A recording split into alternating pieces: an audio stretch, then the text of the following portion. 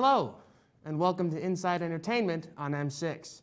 I'm Wyatt Clark, and today we have some upbeat, feel-good stories, just because we all need a little good news after a long year of COVID news. Let's get started with a story by John Swiss. He shares that Jeopardy recently welcomed their first female host. Following the death of beloved Jeopardy host Alex Trebek, the classic game show has been hosted by a series of guest hosts. Stepping into the spotlight is journalist Katie Couric. As the first female host of Jeopardy, Couric will take the podium from March 8th to March 19th. At the end of her tenure, Jeopardy will donate to the Stand Up to Cancer charity, with the amount being the total collective sum of all the contestant winnings.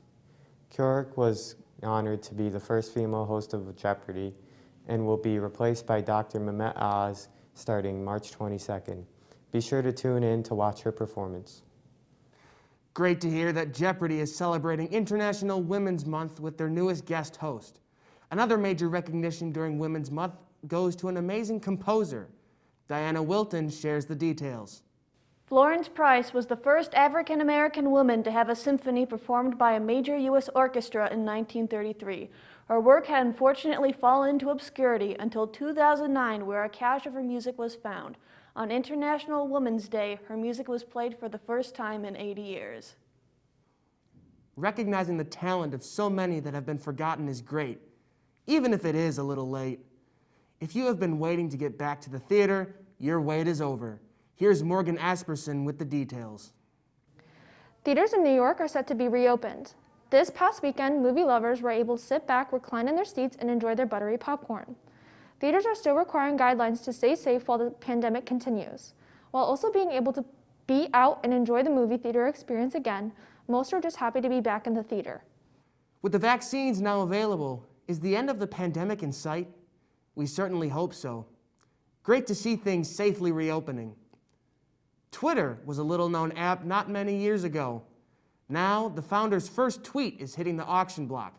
Lila Watkins has more. Jack Dorsey, the co-founder of Twitter, is selling his first tweet with the bid currently at $2.5 million.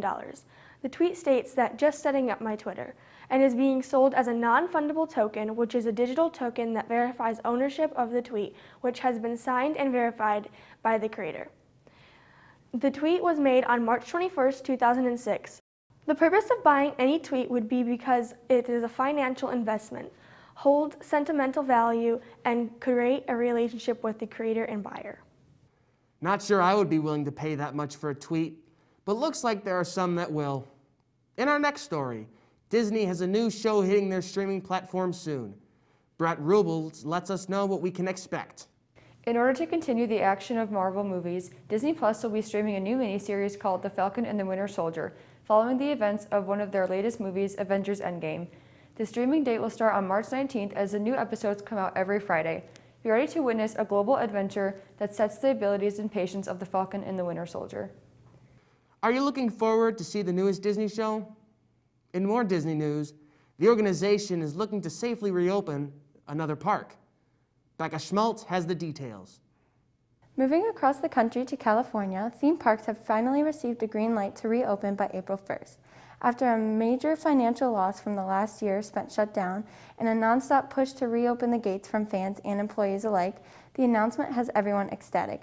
When opened, the parks will be limited at 15 to 35% capacity and will only be reopened to residents of California.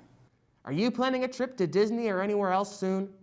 If so, be safe and be sure to check out more great M6 programming on our YouTube channel at M6 Broadcast. Have a great weekend. I'm Wyatt Clark.